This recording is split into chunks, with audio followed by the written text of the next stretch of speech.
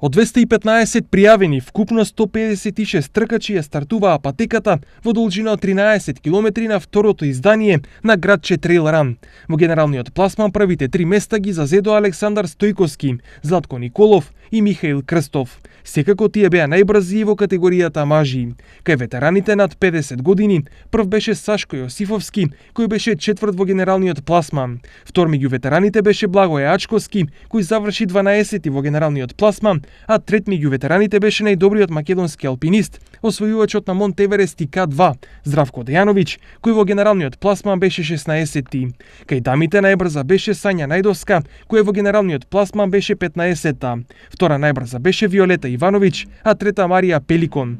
Во генералниот пласман Ивановиќ и Пеликон завршија на 23-тото и 25-тото место.